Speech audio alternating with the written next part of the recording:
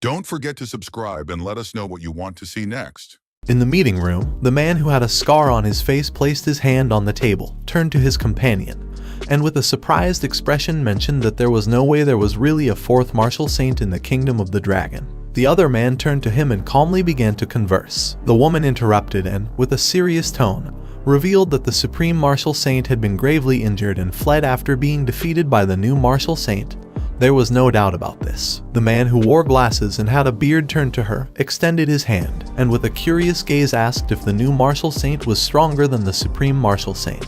He asked if this time the fight for energy crystals would not have unexpected changes. The leader of them, who had his arms crossed, interrupted, and while looking at the ground, called everyone's attention and said that this matter was going to be discussed later, mentioning that although Zhao Jai had been defeated, he had also used the hidden card given to him by that lord, gravely injuring the new martial saint, whose life or death was now uncertain. The attention of everyone present at the meeting focused on him. They all began observing the hologram and listening attentively without interrupting. The leader of them was a man with a scar on his face. His eyes were shining with confidence. He made it clear that the issue of competition and energy crystals would not be affected by the new martial saint. The woman picked up a tablet, and while several holograms were floating around her, using her finger, she began to navigate through it. Her eyes filled with excitement, and she decided it was time to talk about the new energy crystal deposit. She made a holographic map appear and, pointing to a specific spot with her finger, said that the coordinates were north of the Great Ocean of the Eagle Country. The leader's attention fixed on the map, and his eyes widened in surprise. With a calm demeanor, he asked if it was the correct location. The woman started looking at the leader and with a confident expression replied that the probability of there being an energy crystal deposit was more than 70%. Upon hearing this, a cheerful smile began to spread across the leader's face. Everyone remained silent for several minutes, waiting for the leader's command. After thinking it through, he gave the order to the king's seal from the 1st to the 4th and to the sect seal from the 4th to the 10th to come with him for a moment. The eyes of the man wearing glasses and sporting a beard filled with curiosity. He placed his hand over his chest as a sign of respect and casually asked if he intended to go personally. The leader's attention focused on him, and with a calm demeanor, he was honest, explaining that if it truly was a new deposit of energy crystals, both the martial saints of Dark Star and the Black Magic Society would also go. He revealed that if he himself did not accompany them, they would all simply be doomed to die in vain. The man's eyes began to shine with seriousness. He nodded his head upon seeing how astute and concerned the leader was for everyone's safety. Everyone remained silent, and seeing this, the leader closed his eyes, and noticing that no one else had anything to say, decided to end the meeting. But just then, someone asked him to wait. A man stood up, raised his hand, and with a sincere voice informed the leader that he had something very important to notify him. The attention of everyone in the meeting focused on the man. They were all curious to know what the man wanted to report. The leader opened his eyes and his gaze filled with curiosity. He began to observe the man and gave him permission to speak. The man was a bald old man who crumpled some papers in his hand, and while his eyes were shining with rage, he began to shout and with a furious expression denounced the director of the institute, Professor Nepson, for using his name to deduct and extort enormous resources from society for half a year. He revealed an overwhelming fact. The group's flow of funds was already on the verge of completely collapsing. The man crumpled the papers even more forcefully and could not help but clench his teeth tightly due to rage. He was so furious that veins appeared on his face. A man who seemed to be younger than the rest started staring intently at the leader, slammed the table hard, and in an angry tone made it clear that Nepson was a liar since he had told him that he recently had financial difficulties, and that the research would be delayed for 3 months. Another man also joined the conversation. He stood up, and while his eyes were shining with hatred, he slammed the table hard with his hand and revealed that Nepson had promised him this was an investment, swearing that in just half a year, profits could multiply by 10. The bald man clenched the papers even harder. He was very furious and wanted to kill Nepson. All those who were in the room began to talk among themselves, realizing that Nepson's bastard was a liar. They didn't know what to do and knew they were finished since they had lent him a lot of money and resources. The leader and the woman remained silently listening. She closed her eyes and then let out a sigh. A few days ago, she had also received news that Nepsen's research funds had already been advanced until next year. As if this weren't enough, in this half year alone he had submitted for the 4th time an application to conduct experiments with energy crystals, and the amount requested in his latest application had reached 10 grams. One of the men stood up and turned his back on the others. The other man's eyes were filled with despair and hatred because he had lent all his savings to Nepsen.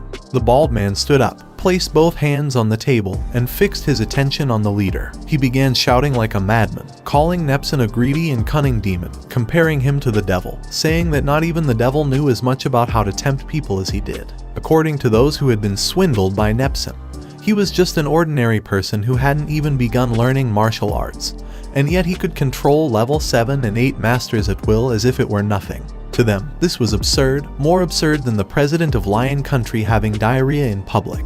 The leader, although somewhat annoyed, simply closed his eyes and decided not to get involved in this. The woman's eyes filled with suspicion. She called everyone's attention and with a calm expression mentioned that something was not right since Nepsen was not a warrior, so there was no way he needed so many funds and resources, swearing that once they got to the bottom of the matter, they would make him pay for it. However, even so, this was difficult for her to understand. With a serene expression, the leader crossed his arms and with a penetrating gaze gave Warner the order to personally go look for Nepsen and ensure this matter was investigated clearly. After saying this, he ended the meeting. Warner, the man who wore glasses, placed his hand over his chest, bowed his head before his leader as a sign of respect and promised to fulfill his orders. The bald man's eyes were full of despair. He raised his hand and decided to go with him. And if he didn't get his money back, he swore to skin Nepsen alive. Once the meeting came to an end, Warner, with a confident expression, began to leave the room. The other men who had been scammed by Nepsen were furious and started following Warner. They decided to all go together to pay Nepsen a visit. At the same time, in Nepsen's laboratory, the floor was littered with empty containers of spinal fluid. Despite the liquid being expensive, it was even spilled on the ground. In front of the capsule where Lu Sheng was located stood 2 people who used 20 units of level 8 anomalous medullary fluid and 3 units of level 9. They were Nepsen and his assistant. While the girl was holding medullary liquid on the shoulder, Professor Nepsen was connecting the containers to Lu Sheng's capsule. With a smile, he mentioned that the concentration of genetic optimizer formula number 5 was still lacking, giving her the order to keep adding. At that moment, a heartbeat was heard, and upon hearing it, Nepsen's eyes widened in surprise, leaving him paralyzed with shock. Quickly, he pressed his ear to the capsule and his eyes began to shine with joy. With an excited smile, he asked if she had also heard it. He paid attention and realized that the heart of God had begun to beat. The girl, visibly surprised, placed her hand over her chest and her attention fixed on the capsule, causing her jaw to drop. Her eyes widened in surprise, making her put her hand over her mouth. She used to mock in her diary about Professor Nepsen's excessive obsession with ancient myths, but she never imagined that the day would actually come to witness history. When Lu Sheng's corpse was discovered, she saw it with her own eyes. Even Professor Nepsen's idea of resurrecting Lu Sheng had been ridiculed by countless people. She would have never thought he would actually succeed. Now Nepsen was about to revive a dead god. Nepsen stuck to Lu Sheng's capsule, and his eyes widened with excitement. He was as happy as a small child seeing candy for the first time. He couldn't help but smile upon seeing that the wonderful god was awakening. Lu Sheng had given him a revelation in a dream, and now only the moment of the true god's arrival remained. His excitement was interrupted by the sound of an alarm. There was a problem in the laboratory. Nepsen detached himself from the capsule and took several steps back. With a confused gaze, he couldn't help but wonder what the problem was, while he was trying to understand the situation. At that moment, the girl, visibly scared, started running towards Nepsen and with a gaze full of fear revealed that something bad had happened. Their experiment had been discovered and now many people were forcing their way into the laboratory doors. At the same time, several men arrived at the entrance of the laboratory and one of them began to pound on the door. They were furious, ordering Nepsen to open it, calling him a coward.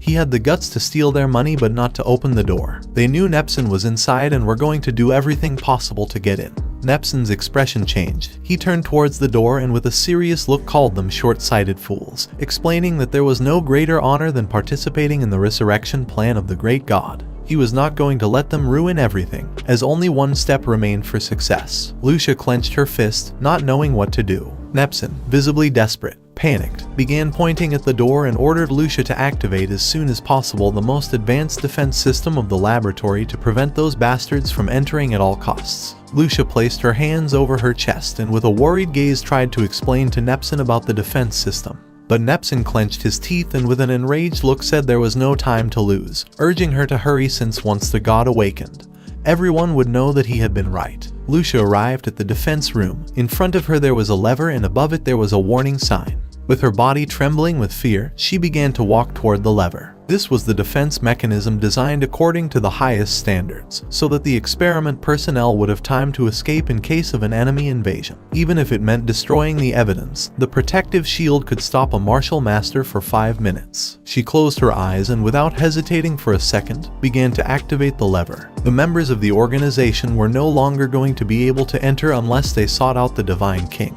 Lord Harold. She decided to stop thinking about it since anyway this served to buy some time. Once the lever was activated, a powerful light began to emerge from the door, blinding everyone. Nepsin returned to the room where Lu Sheng's body was, started observing the god's body and with an excited smile, gave Lu Sheng the order to use all available resources, including grams of energy crystal. Following the order, Lu Sheng brought several containers and with a gaze full of admiration, nodded her head. Nepsin fell to his knees on the ground, and as a faithful believer began to pray. He asked Lu Sheng to wake up at once so that his light would soon illuminate the sky and earth. Our boy, who was inside the capsule, began to absorb the resources with his eyes closed. He was in the dream space and had his fist clenched. In front of him, there was a zombie master with a ponytail on their knees. Lu Sheng didn't even look the zombie in the eyes.